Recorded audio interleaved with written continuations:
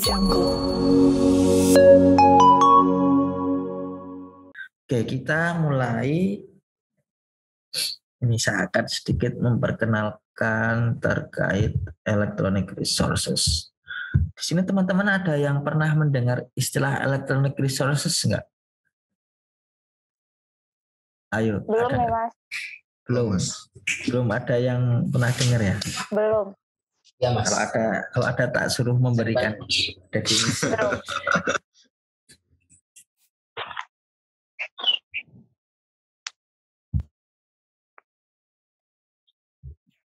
Oh ya, lupa. Nah ini jurnal targetnya ya. Nah, nanti teman-teman silahkan mengamati di jurnal tersebut. Nanti tugasnya adalah mengirim di jurnal target tersebut.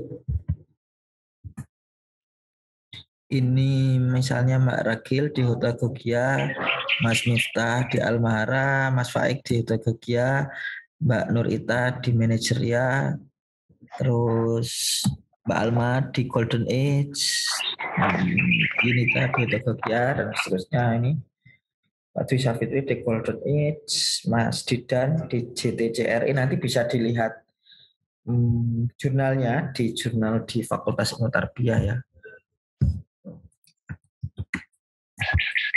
Jurnal / tarbiyah ini ke jurnal tarbiyah, dan nanti bisa dilihat di sini di jurnal yang mana.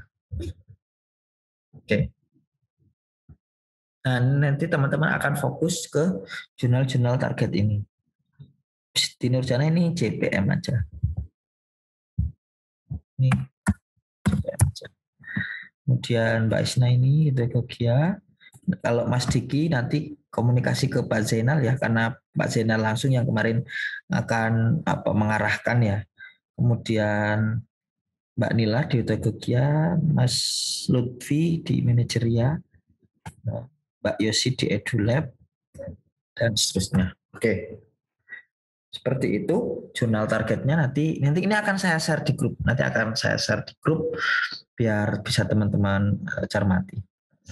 Oke, lanjut ke pemanfaatan electronic resource. Jadi seperti yang sudah saya introkan di awal ya, bahwa saat ini sumber-sumber belajar secara online itu sudah banyak sekali.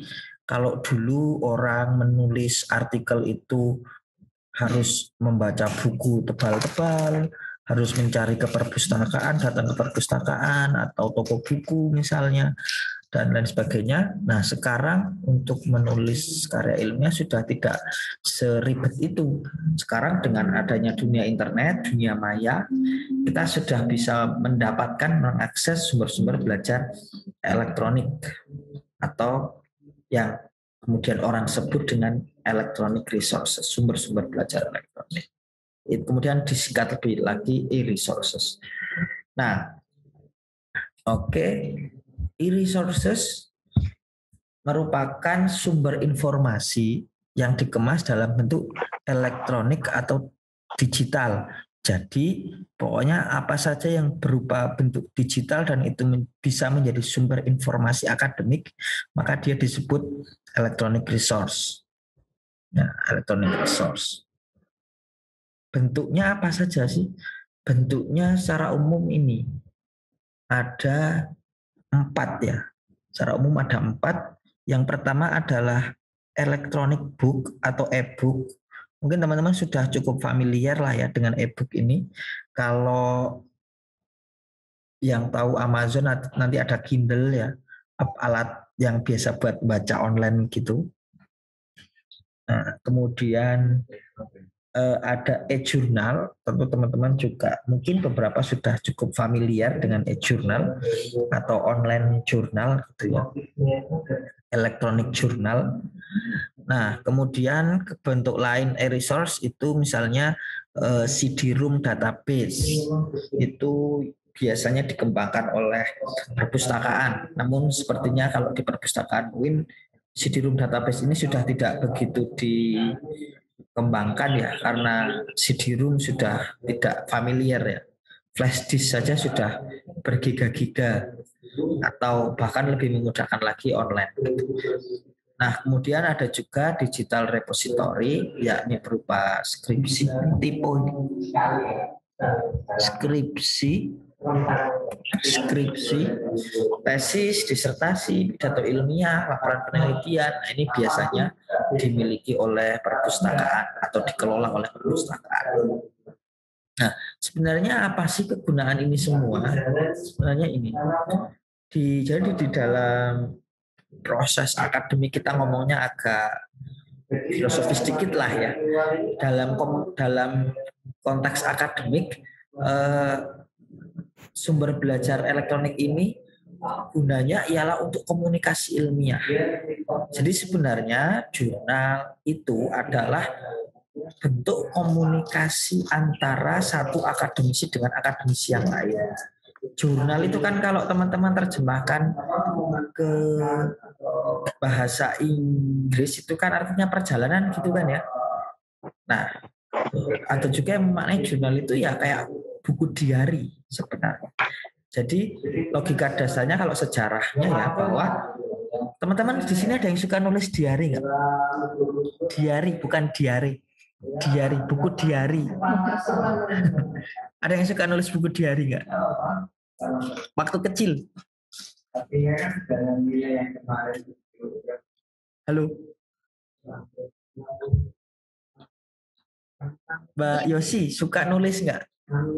Waktu kecil atau sekarang mungkin kalau pulang ke kos nanti atau di rumah?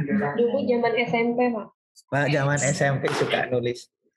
Buku diari, hari ini aku ketemu sama Mas Zia, tadi kita makan bakso bersama misalnya. Kan kayak gitu kan biasanya. Kalau zaman-zaman dulu ya.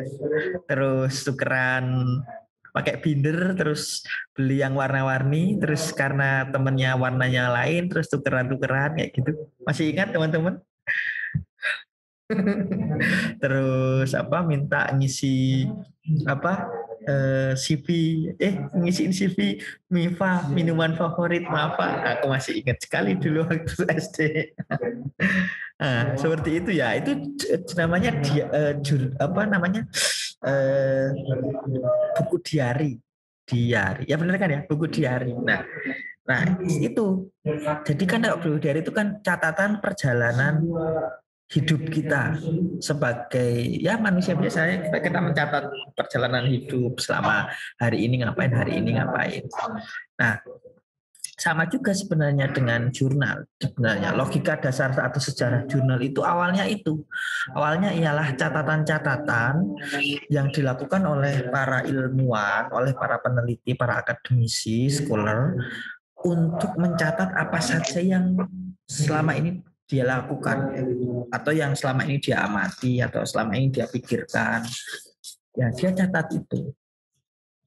Jadi apa kesehariannya atau apa yang dilakukan, misalnya seorang peneliti kimia dia mencampur zat A dengan B, nah, dia catat itu, dicatat. Kemudian hasil dari eksperimennya kemudian ditulis secara lebih rapi, kemudian dipublikasikan ke penerbit.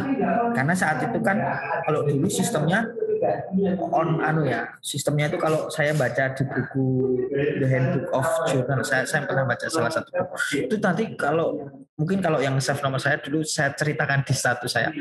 Itu seorang akademisi mau melakukan penulis artikel saja, itu dia harus berbulan-bulan mengirim itu ke pos dari pengelola jurnalnya, itu dari penerbitan itu harus mengeposkan lagi ke reviewernya, berminggu-minggu dibalikkan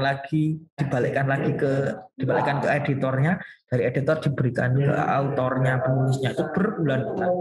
Itu lama sekali. Era abad-abad ya, mungkin abad ke-17 18, saat awal-awal kertas lah ya, ditemukannya kertas. Nah itu kalau saya baca sejarahnya itu cukup ya lama juga ya nulis. Nah, tapi itu catatan. Jadi itu catatan akademik bagian dari proses komunikasi ilmiah antara satu ilmuwan dengan ilmuwan lain, antara satu scholar dengan scholar lain.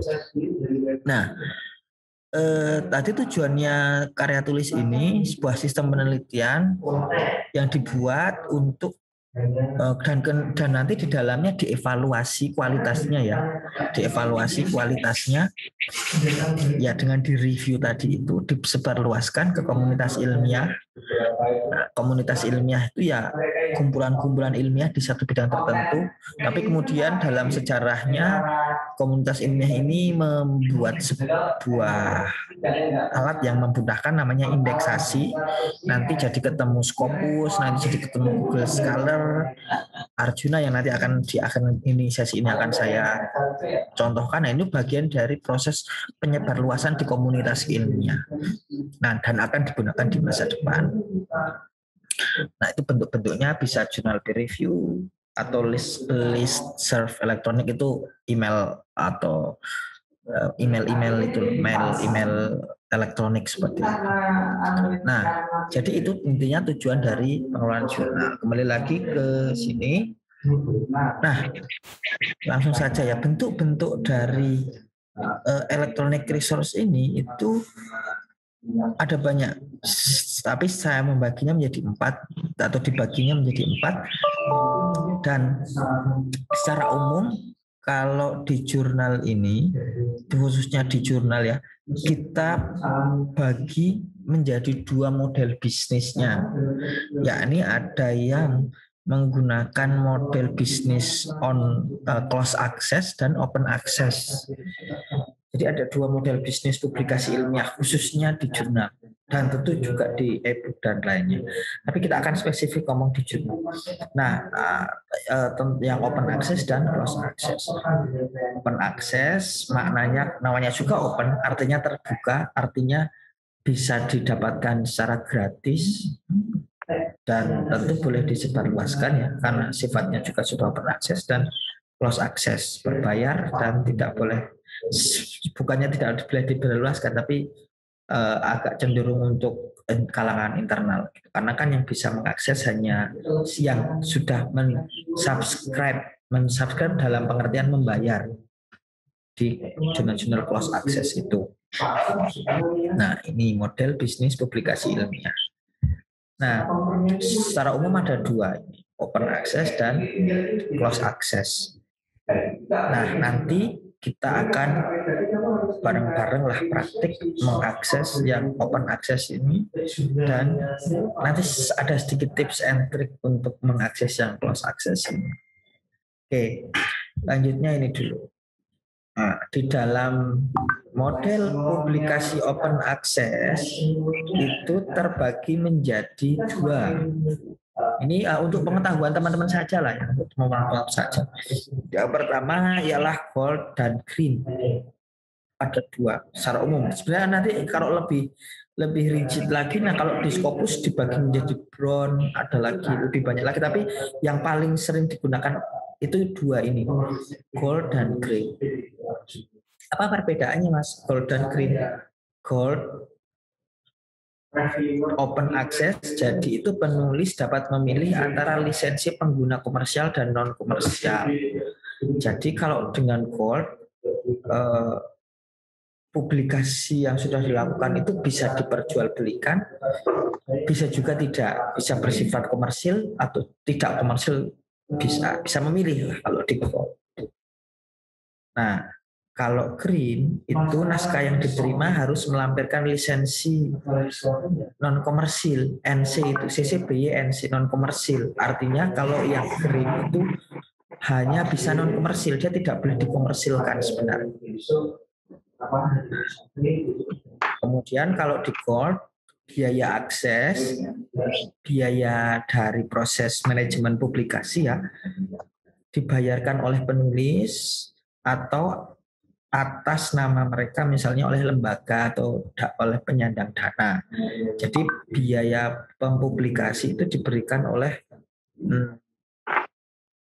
penulis itu sendiri atau penyandang dana. Dalam konteks beasiswa ini ya nanti penyandang dananya ya wakil dekan 3 ya, Pak Imam ya, karena penyelenggara sekaligus bentuk beasiswanya adalah untuk ini gold open access kan jadi jurnal. Nah kemudian green open access tidak ada biaya yang harus dibayarkan karena biaya penerbitan ditanggung oleh langganan perpustakaan. Jadi nanti yang menanggung kalau di green biaya manajemennya itu ditanggung oleh perpustakaan. Bentuknya apa? Bentuknya misalnya kalau gold, misalnya jurnal ilmiah, ada publishing itu misalnya proceeding misalnya. Itu kan teman-teman mungkin kalau beberapa yang sudah pernah mengikuti proceeding ditarik biaya ya, atau jurnal mencapai di jurnal ditarik biaya ya, yaitu karena dia bentuk dari gold open access. Kalau yang open access kita nggak ngomongin yang close access. Kalau close access nanti pemaknaannya beda. Kita ngomongin yang open access.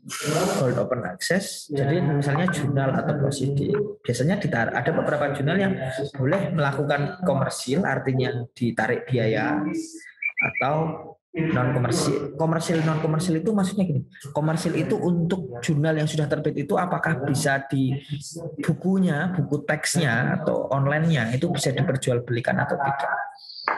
Nah, dan biaya penerbitannya itu ditanggung oleh penulis atau penyandang dananya. Sedangkan di green biayanya ditanggung oleh perpustakaan. Maka seperti repositori digital, arsip repositori itu bisa tadi ya bentuknya kayak skripsi, tesis, disertasi itu biayanya menanggung perpustakaan dan biasanya institusi tersebut. Misalnya kalau perpustakaan UIN ya penanggung jawabnya secara spesifik ya perpustakaan UIN, atau kalau secara manajemennya ya UIN Sunan Kalijaga, institusi UIN Sunan Kalijaga. Jadi penanggung jawabnya institusinya. Kalau di green. Kalau di gold penulis atau penyandang dananya. Penyandang dana itu misalnya dia dapat dana hibah, dapat dan seterusnya. Oke, ini perbedaan gold dan green. Sampai sini ada yang ingin ditanyakan nggak? Atau sudah paham atau tidak paham sama sekali? Ini saya kok jadi kayak streamer di YouTube ya, nggak ada yang gimana teman-teman? Paham? Insya Allah sudah, Mas. Oke. Nah, lanjut ya. Ini beberapa contoh bentuk publikasi ya, yang close access. Yang close access ini misalnya Elsevier, itu salah satu perusahaan besar. Elsevier ini nanti yang membawahi Scopus, membawahi ScienceDirect, termasuk Mendeley itu sebenarnya punyanya Elsevier. Kemudian ada Publishing, Sagi, kemudian ada Emerald, ada Willy, ada Taylor and Francis, ada Springer, ada yang lain-lain ya. Ini yang umum, yang perkara penerbit besar di dunia. Asumsinya apa? Asumsinya adalah artikel-artikel yang diterbitkan di sini itu ditulis oleh orang-orang hebat dan kompeten di bidangnya.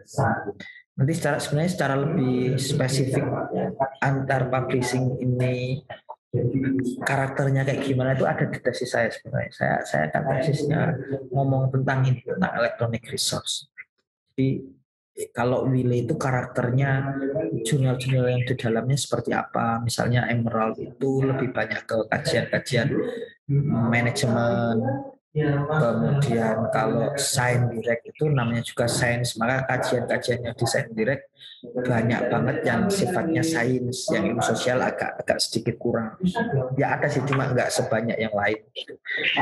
Kalau JSTOR ini kurangnya. JSTOR itu lebih banyak naskah-naskah kuno, naskah-naskah jadul, itu banyak di JSTOR, manuskrip dan lain sebagainya. Nanti secara lebih spesifik baca tesis saya biar kalian buka tesis saya. Iklan dikit. Artikelnya sedang mau terbit sih. Sudah tak tulis di artikel. Oke. Itu yang bentuknya close access. Nanti kita akan belajar bareng mengakses ini. Kalau yang open access apa Mas?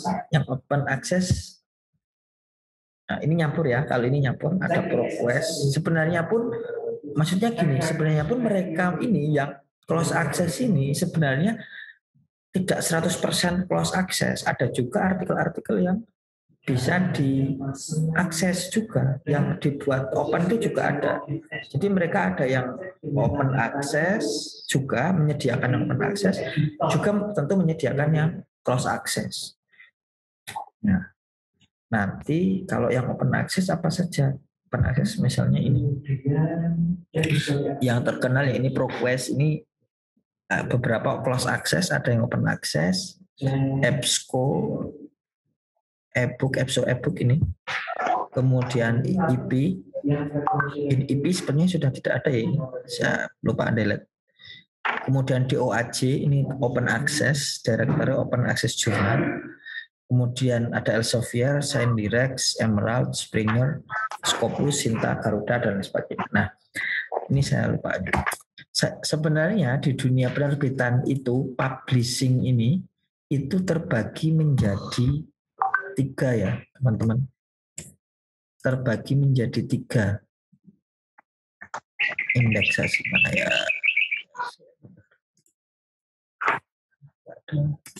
nggak ada yang teks smart, terbagi menjadi 3.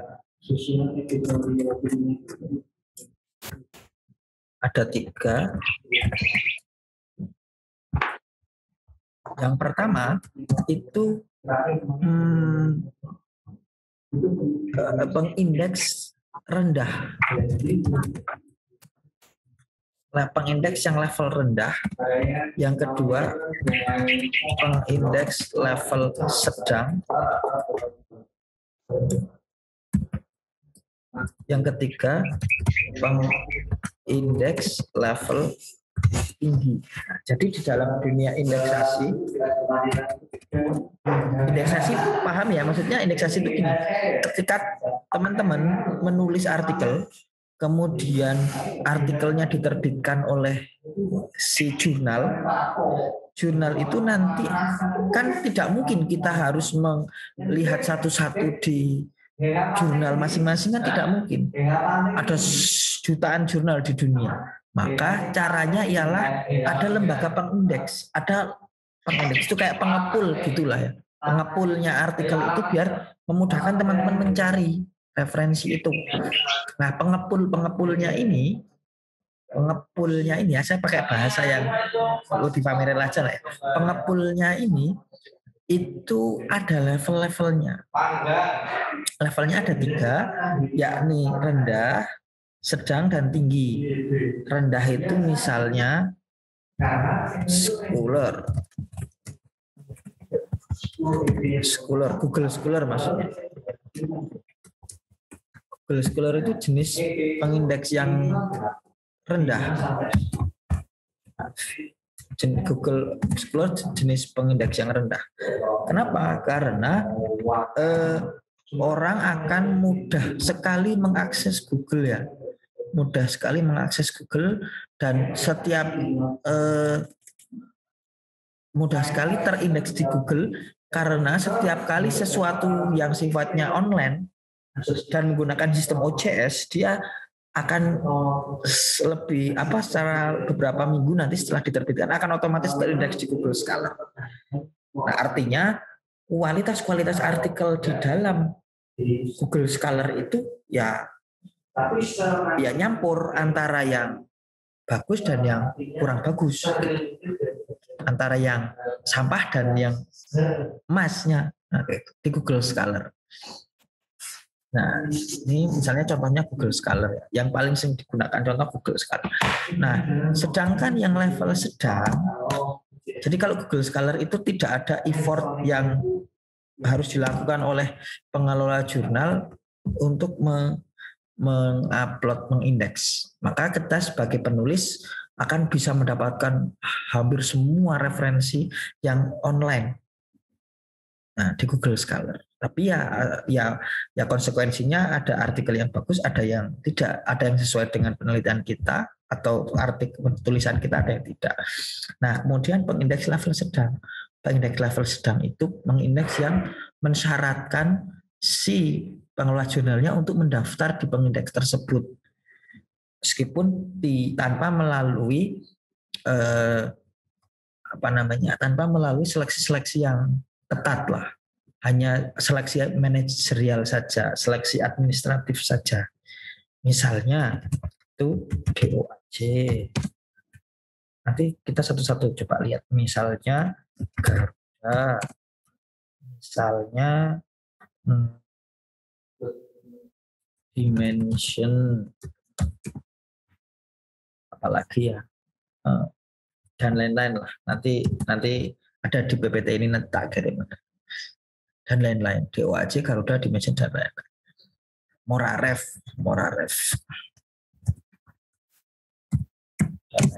Nah, itu pengindeks level sedang. Jadi artikel-artikel yang ada di dalam pengindeks level sedang ini, pengelola jurnalnya itu harus mendaftar di pengindeks tersebut. Nah, sedangkan pengindeks level tinggi, kalau di Indonesia itu yang terkenal itu ya Scopus dan Web of Science. Yang terkenal dua ini. Sebenarnya masih banyak, tapi yang paling sering digunakan ini Scopus dan Web of Science. Kenapa dia disebut level tinggi? Karena ada seleksi yang cukup ketat untuk sebuah publisher terindeks di pengindeks ini, di pengepul ini, pengepul artikel pengindeks ini. Ada seleksi yang cukup ketat.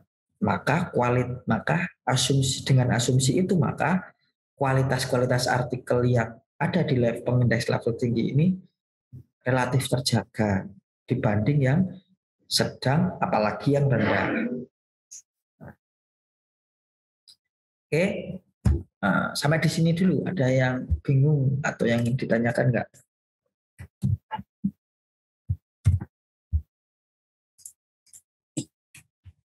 Ya, alhamdulillah.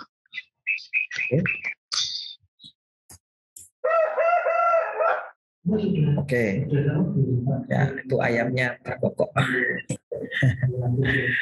Oke, itu indeksasi ada 3. Ini nih, coba kita lihat satu-satu.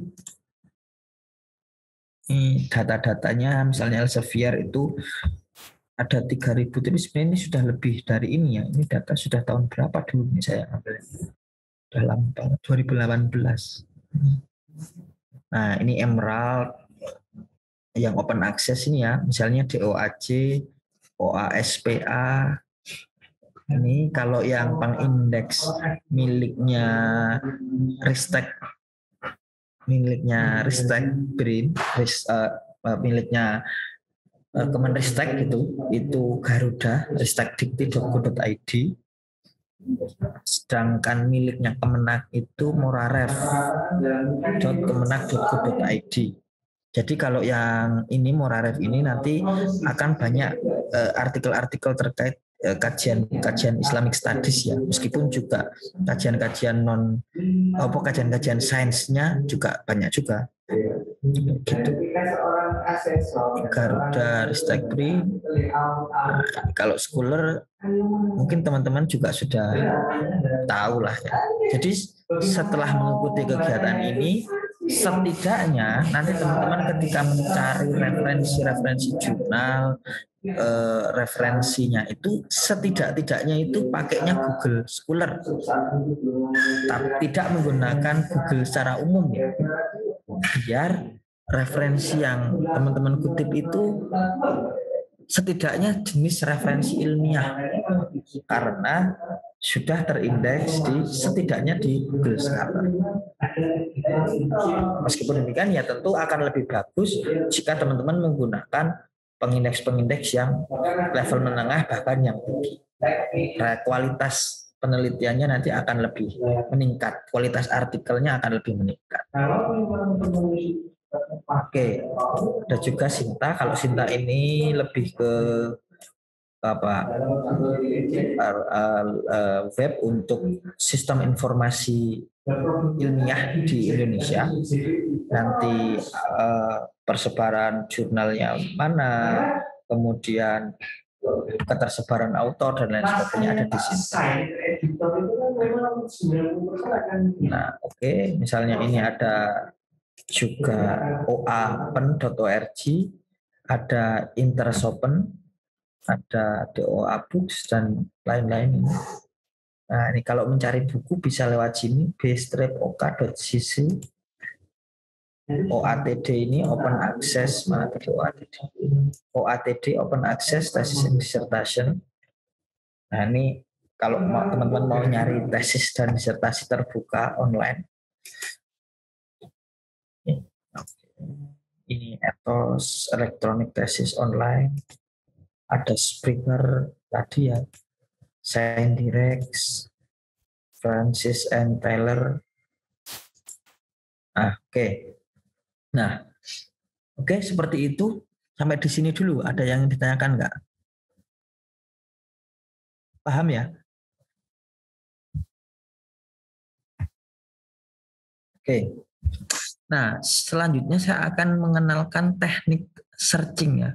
Jadi selama ini ketika kita men-searching artikel, itu kan kita hanya sekedar men-searching biasa ya. Misalnya saya mau nyari di Scholar, saya mau nyari tema terkait apa ya, misalnya saya ambil salah satu contoh.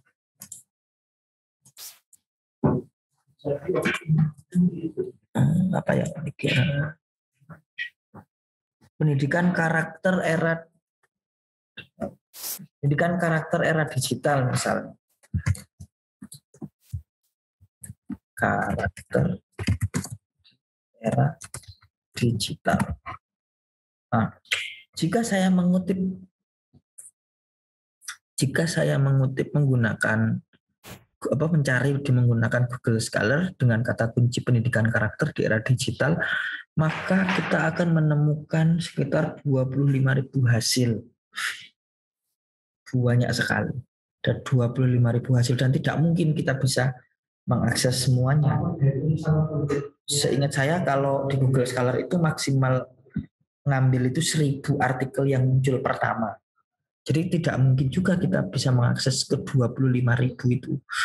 Dan mungkin saja sebenarnya ada artikel-artikel yang di bawah yang tidak di atas, tapi sebenarnya malah lebih relevan dengan pencarian kita, dengan artikel yang akan kita cari.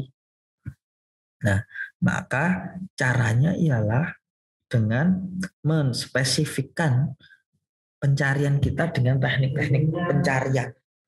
Ada beberapa teknik pencarian ya, ada Boolean search, truncation, wildcard, nesting, exact search. Oke, kita mulai dari Boolean search. Boolean search itu menggunakan kata penghubung untuk menspesifikkan pencarian kita. Jadi misalnya di dalam Boolean search ini ada 3 kata kunci, ada and, or, dan not. And itu untuk mencari singgungan atau silangan dari 2 kata kunci atau lebih. Misalnya saya mau mencari kepala sekolah dan kepemimpinan. Misalnya saya punya 2 kata kunci. Maka nanti artikel-artikel yang muncul adalah artikel yang memiliki kaitannya dengan kepala sekolah sekaligus kepemimpinan. Jadi akan semakin spesifik hasil pencarian kita. Itu menggunakan and. Oke ya, misalnya ini praktik pendidikan kepala sekolah.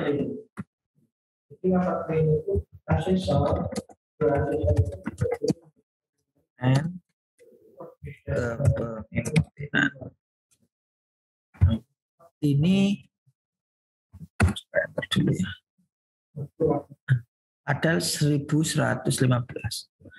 Meskipun N ini nanti harus dikombinasikan ya dengan teknik yang lain, dengan exact search. Ini nanti akan sampai situ. Kita lanjutkan dulu ini aja.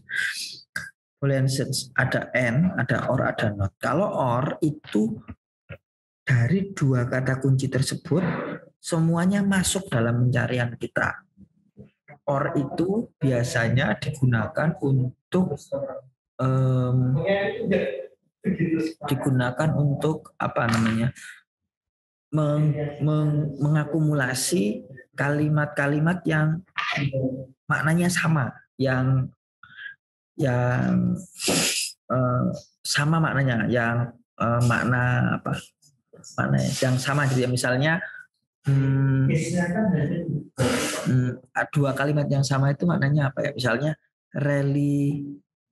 misalnya agama or religi. Nah, misalnya kan dua makna yang hampir sama ya. Kita pengen mencari artikel terkait kepala sekolah dan agama misalnya. Kepala sekolah and agama or religi. Artinya nanti agama or religi berarti kita mau mencari artikel yang di dalamnya mencakup baik entah agama atau religi, kita ambil gitu. Menggunakan or, jadi akan semakin luas pencarian kita. Kalau not itu kalimat yang di dalamnya tidak ada kalimat lain, jurnal ya atau hasil pencariannya tidak ada kalimat tertentu. Misalnya saya mau mencari kata virus, not corona, berarti saya mau mencari semua jenis virus, yang artikel yang ngomongin tentang virus, tapi selain corona, gitu. Itu gunanya not. Nah, dan ketiga ini masuk di dalam teknik Boolean search. Oke, seperti itu. Boolean search ada 3 teknik, and, or, dan not. Selanjutnya ada namanya truncation. Truncation itu kita memberi tanda petik, bukan petik ya, tanda bintang gitu ya. Tanda bintang. Ini apa? Oke. Tanda bintang gunanya adalah di bintang itu kan di bintang itu adalah kata-kata sambungnya, dan biasanya truncation digunakan untuk kata dasar. Misalnya kita mau mencari terkait diabetes, maka saya nulisnya diabe tanda bintang. Maka nanti artikel yang akan dimunculkan ialah yang berhubungan dengan diabetes, diabetics, MMS, diabetika dan terusnya, yang diawali dengan kata diabe. Atau religion, saya mau mencari tentang religi, maka yang akan muncul semuanya yang diawali dengan kata religi, religion, religious, religiosity, religiousness misalnya kalau ada. Nah, semua kata-kata yang diawali dengan kata religi itu gunanya truncation. Itu ya, untuk memudahkan proses pencarian kata-kata itu. Kemudian ada juga wildcard. Wildcard itu untuk mencari kata yang misalnya mencari, kalau truncation itu tadi itu tidak terbatas ke belakangnya, ini tidak terbatas apapun di belakang kena. Kalau wildcard itu hanya ada di satu kata, satu huruf saja. Misalnya kita mau, kalau di dalam bahasa Inggris itu kan ada accent Inggris, ada accent British, ada accent Amerika ya. Woman and woman kayak gitu. Ini bacanya gimana? Saya kurang fasih. Nah, misalnya tulisannya kayak gini, woman dan woman. Nah, ini kan dua istilah yang sama sebenarnya, tapi actionnya berbeda. Nah, maka bisa menggunakan wildcard. Kemudian ada juga nesting.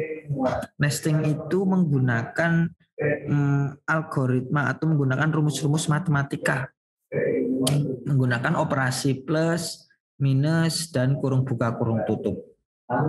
Misalnya ini ya, saya mau mencari artikel yang berhubungan dengan virus yang dimaksud itu virus komputer.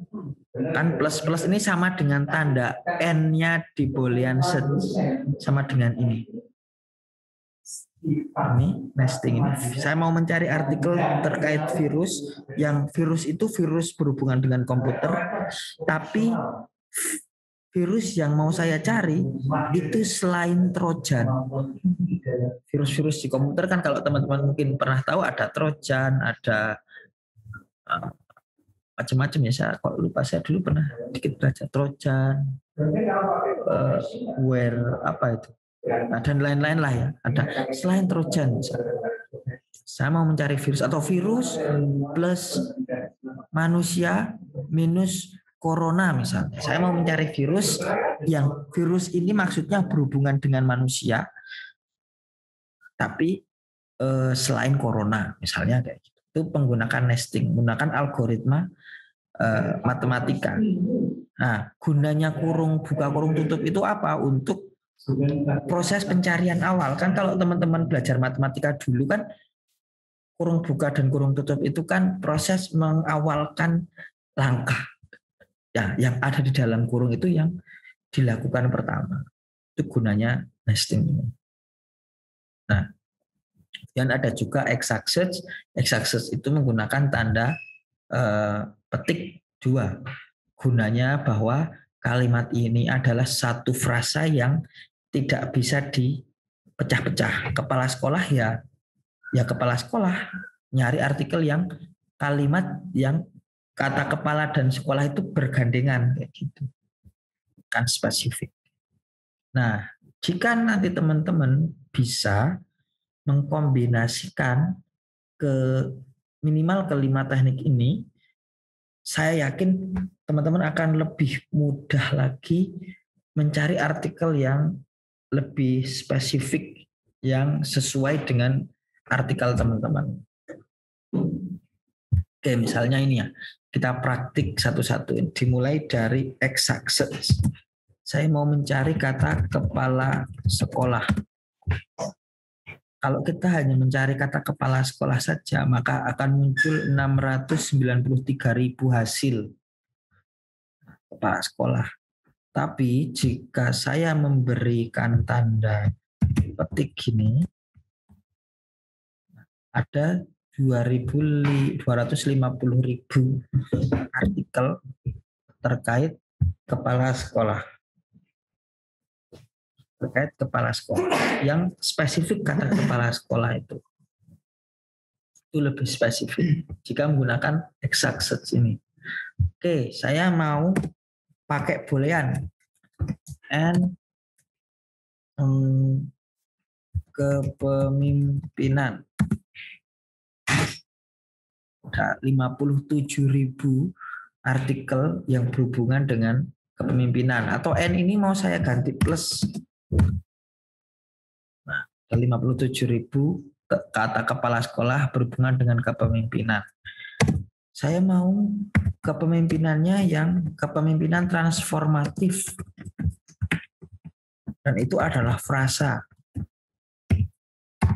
Nah, ada 253 artikel terkait kepala sekolah dan kepemimpinan transformatif. Berarti ada 253 artikel yang berbicara tentang kepemimpinan transformatif kepala sekolah. Kayak gitu. Oh, saya pengen hanya mencari, oh ya satu lagi ya. Saya pengen mencari artikel yang di judulnya saja. Maka saya menggunakan all in title (2). Artinya all in title itu kata ini hanya mencari di judul saja. Jadi saya mau mencari, kan asumsinya kalau judul kan spesifik ya. Berarti saya mau mencari artikel kepala sekolah kepemimpinan transformatif yang ada di judulnya. Coba ada enggak ya? Nah, ada 7 artikel yang di judulnya menggunakan kepala sekolah atau kepemimpinan transformatif. Nah, ini lebih spesifik ya. Oh, saya mau mengecilkannya menjadi 5 tahun terakhir. Berarti dari 2000 berapa kalau 5 tahun terakhir? 2016 sampai 2021. Nah, ada 4 artikel yang kepemimpinan sekolah, yang kepala sekolah plus kepemimpinan nasional. Oke, biar lebih banyak lah, tak delete all in title-nya. Nah, ada 185 artikel dari 2016 sampai 2021. Kan biasanya nanti kalau di jurnal-jurnal itu referensi itu yang diminta itu referensi 5 tahun terakhir ya, atau 10 tahun terakhir lah paling luas. Nah, dengan menggunakan teknik-teknik ini nanti akan memudahkan teman-teman untuk mengakses,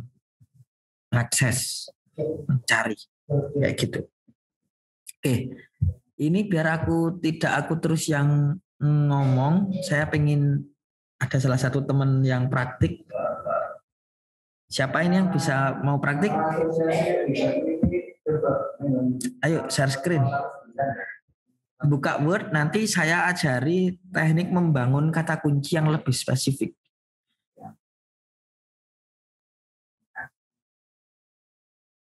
Ayo. Mbak Siti Nurjanah mau praktik?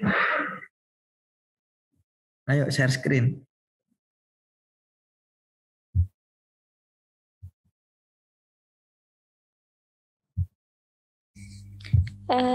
Belum host Kak, jadi nggak bisa. Sebentar, tak buat setting.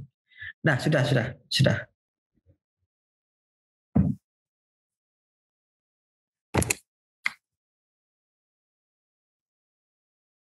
Sudah, bisa belum? Sudah, nah, oke.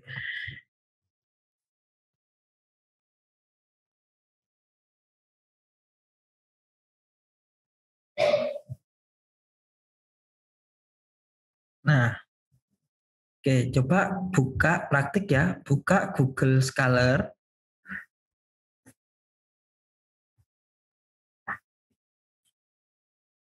Kita coba praktik mencari kata kunci yang sesuai dengan artikelmu. Artikelmu tentang apa? Masih mute.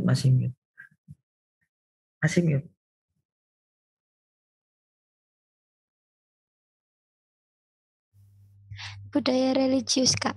Budaya religius. Oke. Oke, berarti kita cari budaya religius menggunakan apa berarti kalau tekniknya tadi? Gunakan, nggak usah pakai tekniknya, maksudnya menggunakan cara apa? Tahu nggak? Menggunakan tanda petik 2. Petik 2.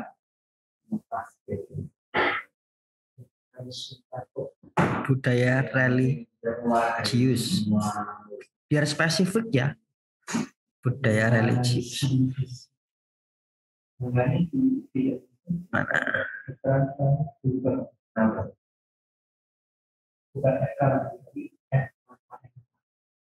Mana? Kok nggak gerak?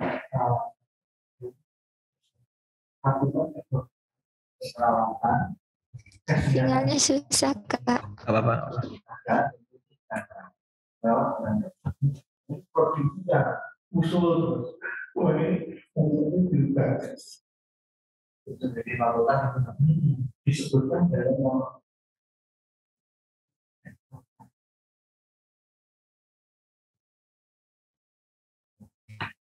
Nah, coba diedit.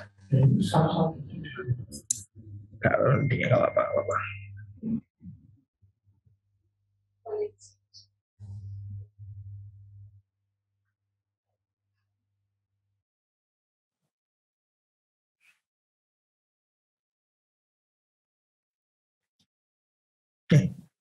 Lempar.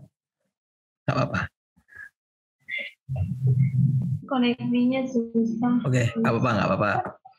Ya wis, gini aja, aku aja gak apa-apa.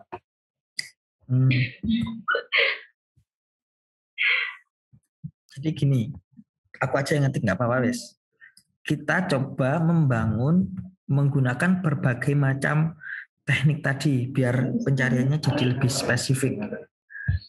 Kita mau mencari tadi terkait budaya religius. Jius. Ini. Apalagi variabel yang lain.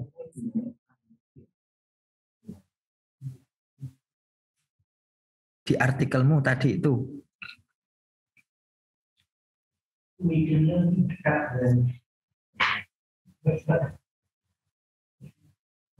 Masih kelempar ya? Oke, yang lain nih, yang lain. Punya Yosi. Apa? Artikelnya tentang apa? Masih mute.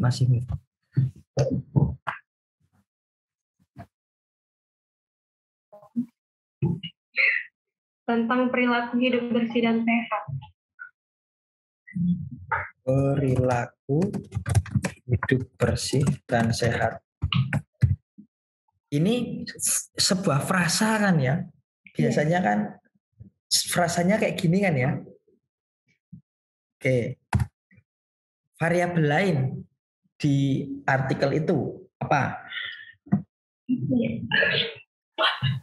Perilaku hidup bersih dan sehatnya di level apa? Anak usia dini. Anak usia dini. Ya, berarti ya bisa PIAUD, PAUD, or PAUD nggak usah pakai frasa, nggak apa-apa karena ini hanya satu kata. Or PIAUD, or usia dini.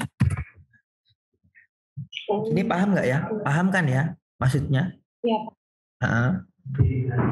Gini. Jadi ini kata-kata yang memiliki makna yang sama kayak gitu. Oke. Ada lagi? Implementasi sih dia. Implementasi. Oke. Kalau implementasi itu kata lainnya sinonimnya itu apa? Penerapan. Ada lainnya nggak? Yang lain boleh bantu, nggak cuma Mbak Yosi aja nggak apa-apa. Yang lain ikut bantu nggak apa-apa. Biar nggak diem. Udah, 2 aja. Iya kayaknya. Kalau implikasi beda. Implikasi, nggak apa-apa. Maksudnya nanti ya yang nggak harus sama persis nggak apa-apa. Artinya ini nanti akan menentukan seberapa banyak artikel yang akan bisa kita akses gitu. Oke, anggap saja inilah ya 2 ini dulu lah ya. Nah, nih misalnya perilaku hidup bersih dan sehat. PAUD or PIAUD implementasi. Nah, coba kita caranya ialah dengan ini kan ada 3 kelompok ini. Ada 3 kelompok, masing-masing kelompok kita buat kurung kurawalnya. Ini. Buat kurung kurawalnya.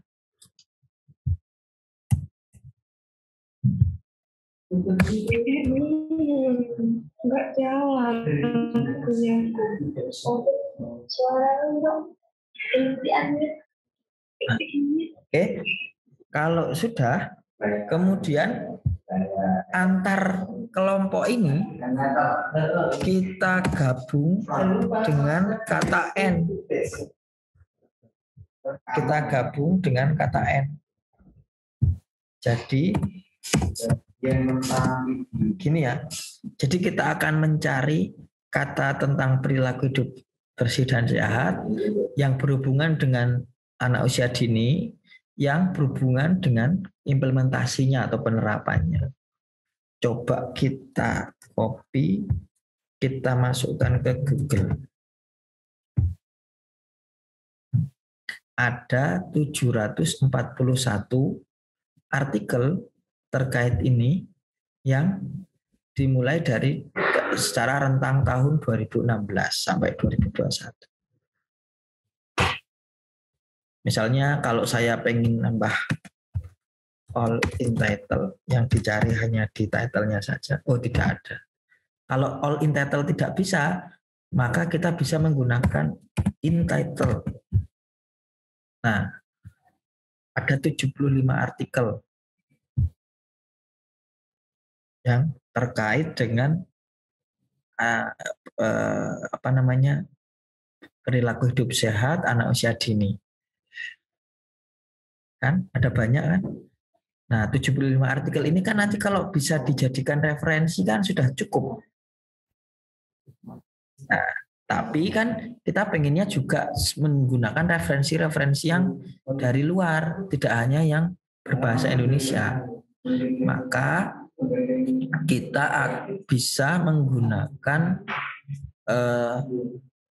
aplikasi atau link-link yang dari publisher luar negeri tadi. Misalnya Emerald.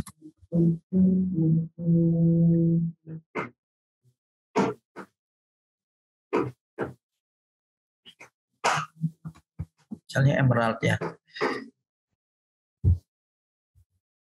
Emerald ke bawah. Nah, tentu kalau menggunakan referensi-referensi dari pengindeks-pengindeks luar negeri seperti ini, tentu kan kata kuncinya harus bahasa Inggris ya. Oke, misalnya tadi terkait perilaku hidup bersih dan sehat itu, kalau diterjemahkan ke bahasa Inggris itu gimana?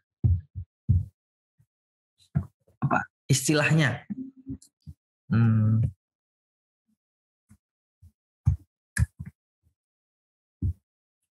Lama pakai Google Translate, simple.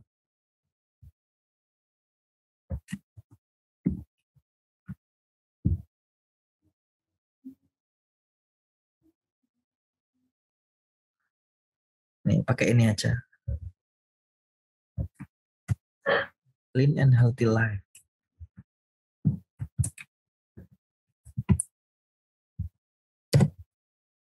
And misalnya child.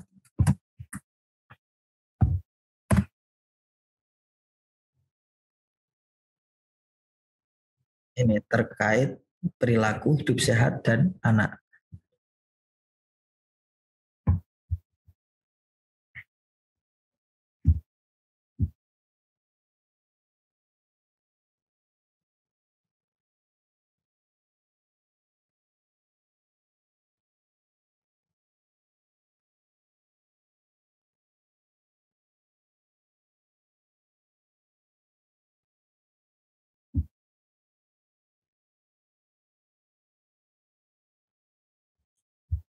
Nah, ini.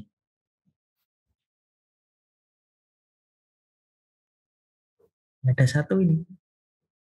Public response to the implementation of clean and healthy living behavior in a coastal community in Rokan Hilir Regency. Yes, Rizal. Coba kita klik. Kita download artikelnya.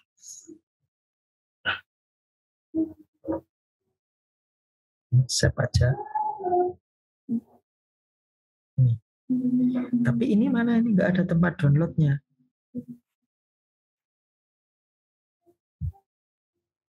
Ini harus berbayar berarti. Karena kita tidak bisa mengakses ini, referensi ini. Gimana caranya? Caranya dengan masuk ke link namanya Chihub. Nah, masuk ke link namanya Chihub ini, chihub.mksa.top. Kita copy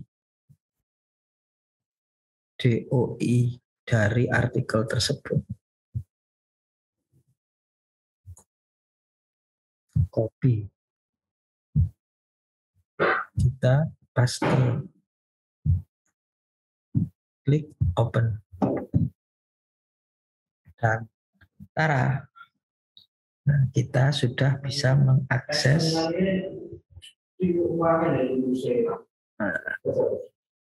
artikel terkait public response to the implementation. Kita download.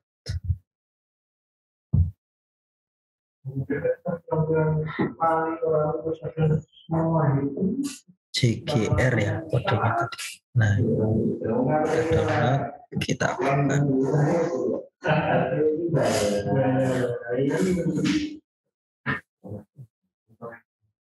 Mas, tapi aku kan nggak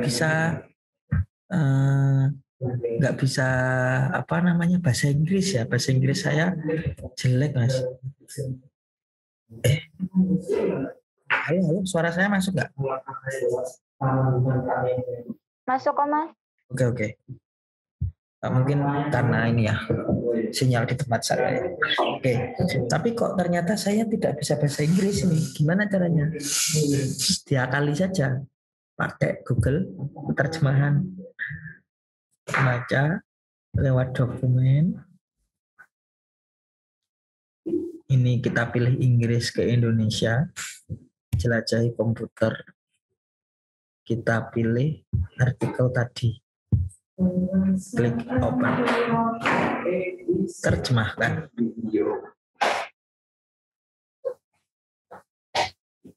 Nah, sudah. Ini dia artikelnya yang bisa kita baca. Ya tentu tampilannya tidak serapi itu ya karena ini hanya memecah-mecah dokumen saja ya. Tapi cukuplah untuk dibaca. Nah, biar jadikan PDF gimana? Klik kanan, print, kemudian destination-nya save as PDF. Kita tunggu loadingnya ini selesai sambil kita setting A4, page per sheet-nya 1, marginnya default semua. Ini tidak usah lah. Nah, sudah. Nah, kita sudah mengakses atau mendapatkan terjemahannya. Kemudian kita klik save. Save.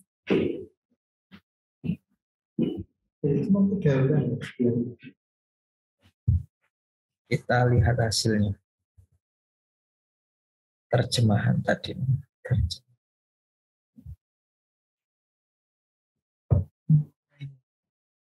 Ini.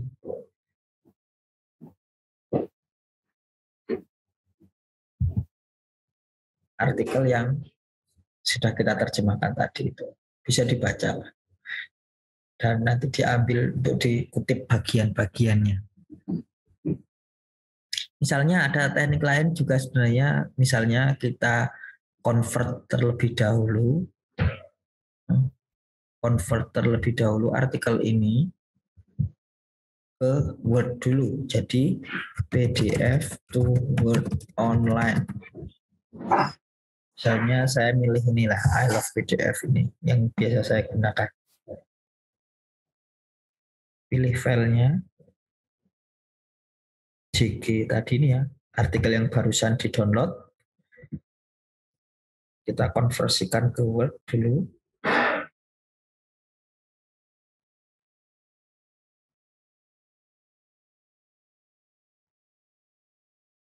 Tunggu sampai terdownload. Di-download. Nah, JGR ini kita masuk ke terjemahan lagi, Google Terjemah. Klik dokumen, Inggris ke Indonesia, sudah. Ini disilang, kita ambil file baru yang Word yang hasil convert tadi. Kita lihat apakah ada perbedaan atau tidak. Jika kita mengupload Word dan mengupload PDF.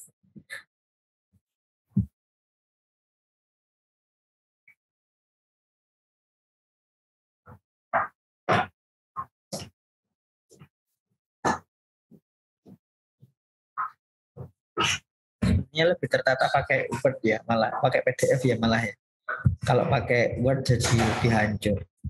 Ini Nah, berarti kita pakai PDF saja. Ini jadi lebih rusak. Oke. Seperti itu ya teman-teman untuk proses menerjemahkan. Oke, misalnya saya mau mencari buku, Mas. Bisa di b-ok.cc.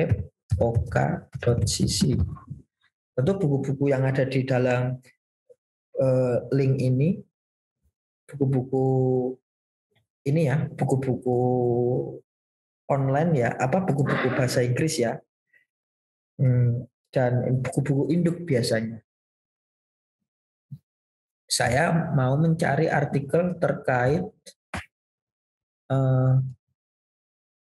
electronic resources atau buku tentang electronic resources.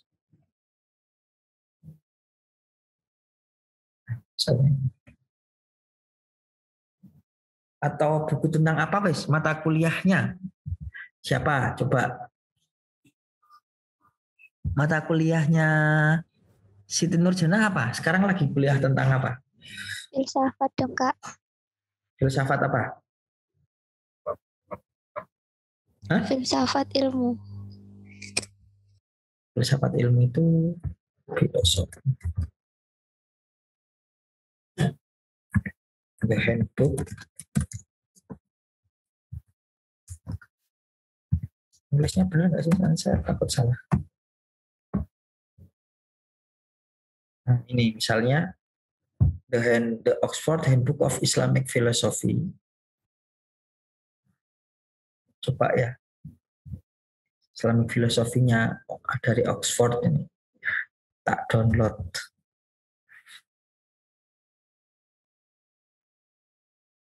Save.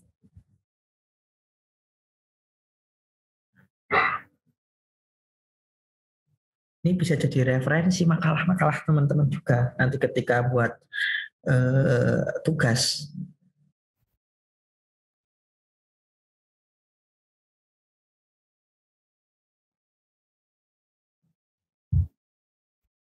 I'll open with system. Nah, ini. Kita lihat daftar isinya.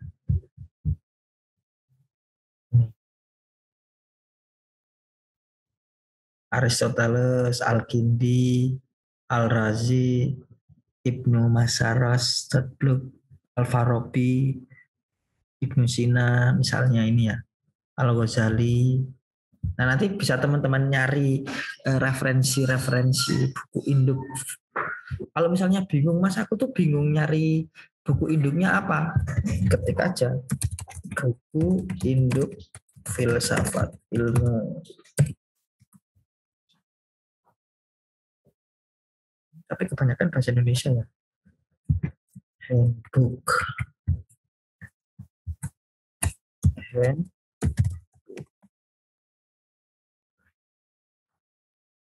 Nih, kan biasanya ada ini ya, ada referensi-referensinya yang atau mungkin beberapa kadang Bapak Ibu dosen juga memberi referensi-referensi buku induk ya yang berbahasa Inggris yang bisa teman-teman akses.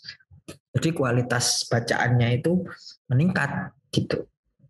Dan karena keterbatasan kita tentang bahasa ya kita bisa akali dengan ya pakai Google Translate itu. Tapi saya menekankan ya tentu kita harus belajar bahasa Inggris ya karena artinya ketika kita hanya membaca terjemahan seperti itu tetap tidak semaksimal kita bisa membaca langsung teks aslinya.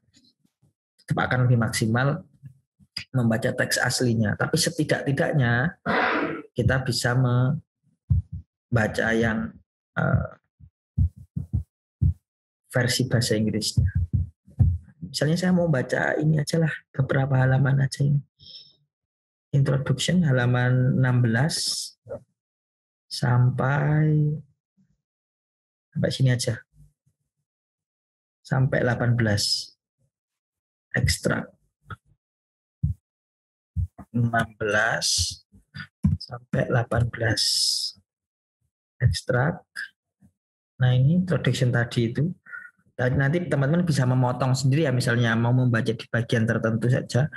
kemudian ini di save. Saya save di sementara ini, saya namakan apa tadi, filsafat Islam.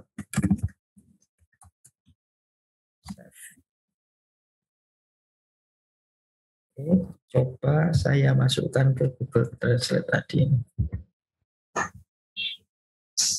Filsafat Islam.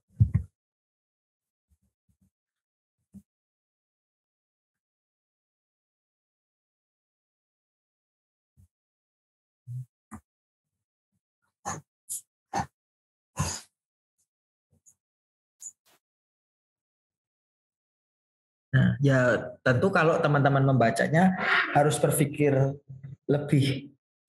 ulang ya, harus lebih matang. Misalnya saya mau membacanya kanan kiri, ya tidak membingungkan.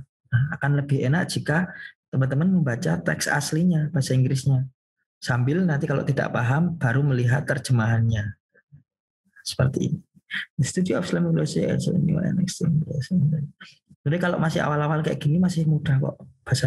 Bahasanya belum istilah-istilah ilmiah di bidang tersebut. Gitu. Tapi kalau sudah agak ketengahan akhir, biasanya memang muncul istilah-istilah di bidang tersebut. Gitu.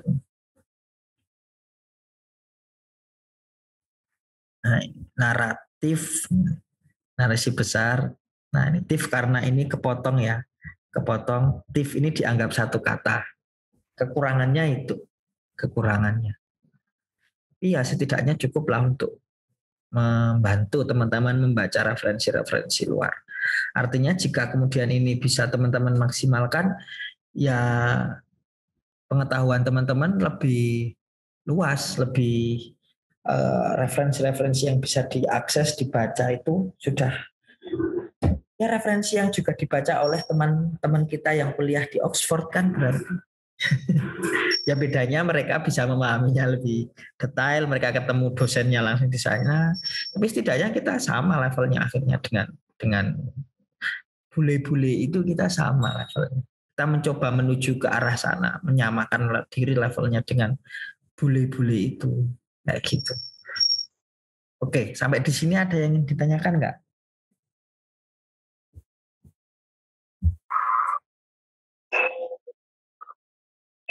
Halo? Kak, saya mau tanya. Ya, silakan. Ini yang teknik-teknik pencarian itu cuma diakses untuk Google Scholar saja atau bisa ke ini ya, ke website yang lain? Yang saya jelaskan tadi itu bisa digunakan untuk Google Scholar, tapi biasanya website lain itu mereka memiliki advance tertentu ya, misalnya di Emerald ya, saya cek di Emerald. Di Emerald itu biasanya kalau website tertentu dia sudah memiliki menu advanced search-nya. Advanced search-nya, nah dari sini bisa teman-teman praktikkan. Ada beberapa website yang menolak menggunakan trunk session misalnya kayak websitenya Sign Direct.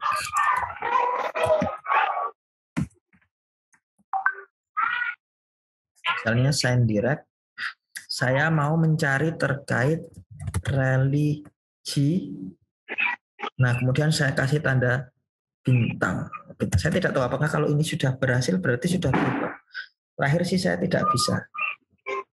Kalau berhasil, will card are not supported. Berarti memang website-website tertentu biasanya memang membatasi penggunaan teknik-teknik itu. Jadi teman-teman bisa praktik sendiri-sendiri nanti apakah itu mengefek atau tidak kalau di website-website tertentu. Nah, kenapa saya menjelaskan 5 itu karena itu teknik yang biasa, secara umum biasa ada gitu di website pengindeks. Meskipun nanti secara spesifik masing-masing website memiliki aturannya sendiri-sendiri. Dan jika pun tidak menggunakan kelima teknik tadi itu, teman-teman juga bisa menggunakan menu advanced. Bisa mempersempit menggunakan advanced. Atau juga bisa misalnya tak kira kalau di SignDirect yang tanda petik masih bisa. Misalnya leadership in education. Nah, masih bisa. Tanda petik ini. Jadi ya teman-teman nanti bisa praktikkan sendiri. Saya juga tidak semuanya saya praktikkan, eksplorasi saya juga belum semuanya. Nanti kita bisa ya bareng-bareng eksplorasi. Nanti misalnya ada apa-apa yang oh ternyata kayak gini Mas, oh bagus, berarti saya dapat ilmu baru. Seperti itu ya, Zulfi. Ya Mas, terima kasih. Oke. Ada yang lain nggak yang ingin ditanyakan terkait ini?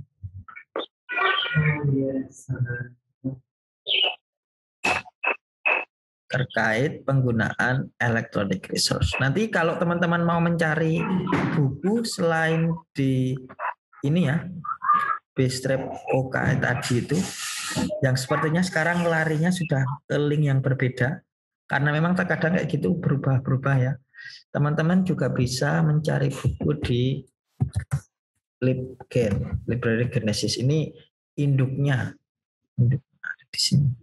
Misalnya saya mau mencari artikel tentang writing academic.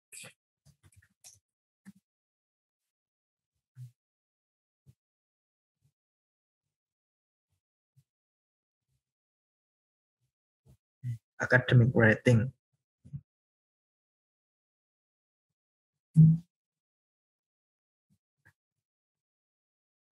Academic Writing, a Handbook for International Student. Saya mau baca ini ah. Misalnya, nah ini klik, kemudian LibGen ini, get,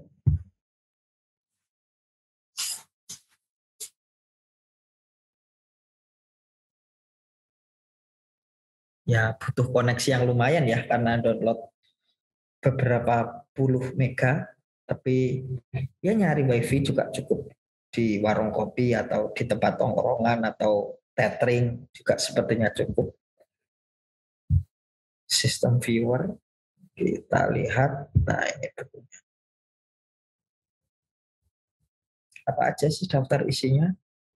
Nah dia akan mempelajari tentang background writing, ini reading and note making, writing stage, cause and effect, elemen-elemen dari writing ini, cause and effect, cohesion, comparison, definition, discussion. Teknik-teknik yang lebih spesifik lagi ya terkait penulisan. Ini acuan-acuan abreviasi, adverb, artikel, conjunction.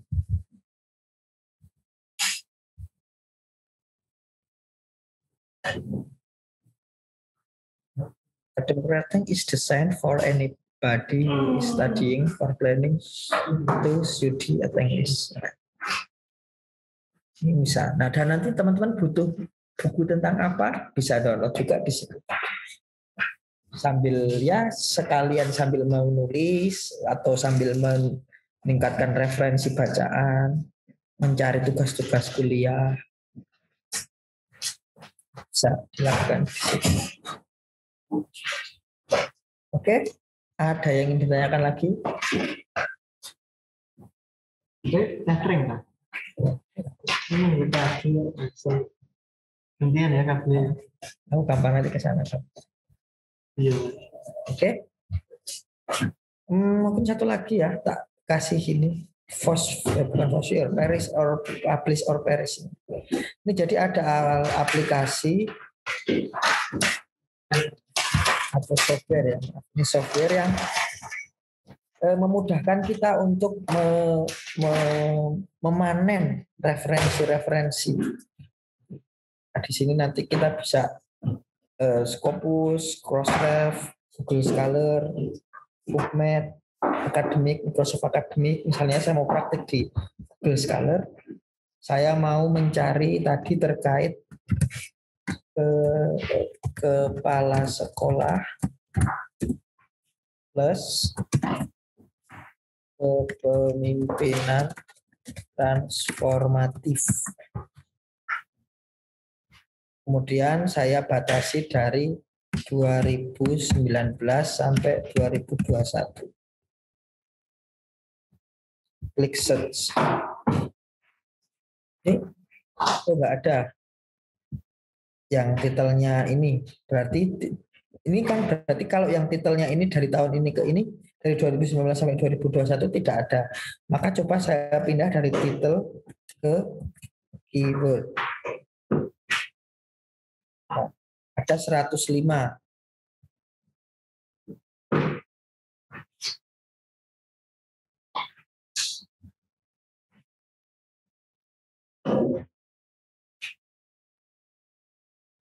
Nanti ini bisa teman-teman buka juga.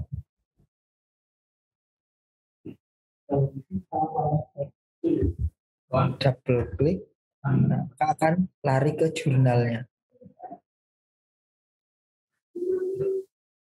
Seperti itu. Kita bisa download artikelnya. Ini ada iklannya ya. Jurnal itu sekarang pada ada iklannya toh. Ataukah ini sistem atau apa?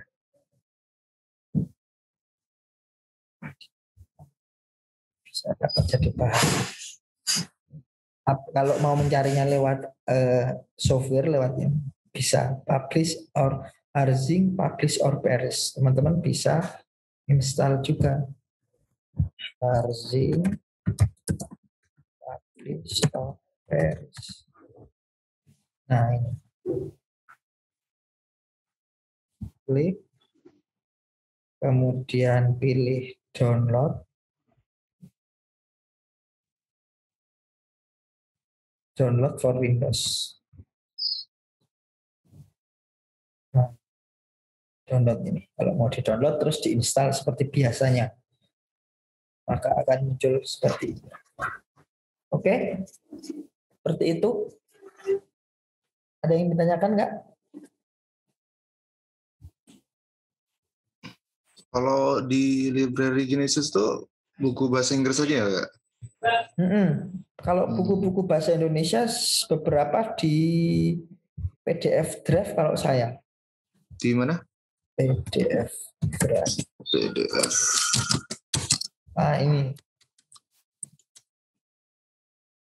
Di sini ada beberapa, misalnya filsafat ilmu. Nah, ini filsafat ilmu dan logika, filsafat sebagai ilmu kritis. Filsafat sebagai ilmu kritis. Ini Fran Maxis Suseno. Yeah.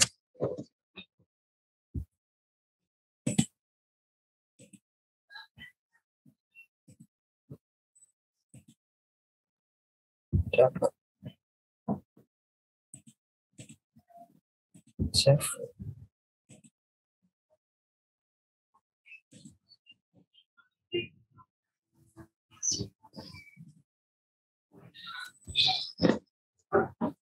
Nah, seperti ini.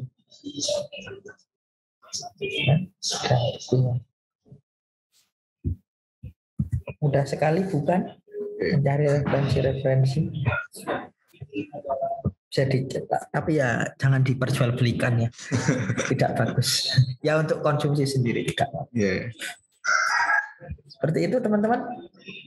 Ada yang ditanyakan lagi? Coba aja.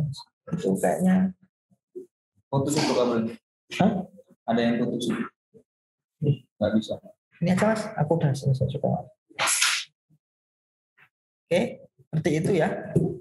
Nanti akan dilanjutkan oleh Mas Ali di materi selanjutnya terkait nanti habis ini Mas Ali akan berbicara terkait judul hingga literatur review. Judul pendahuluan hingga literatur review. Oke. Saya akhiri dulu. Nanti kita ketemu lagi ya. Oke. Cukup ya teman-teman. Nanti kalau masih bingung bisa chat di grup atau japri juga boleh. Chat di grup lah. Biar teman-teman yang lain pada tahu juga kalau ada masalah apa, terus nanti kendala solusinya dipecahkan bareng-bareng. Oke, saya akhiri. Apabila banyak kata yang kurang berkenan, mohon maaf. Tadi bercanda-bercandanya jangan dibawa baper. Assalamualaikum warahmatullahi wabarakatuh.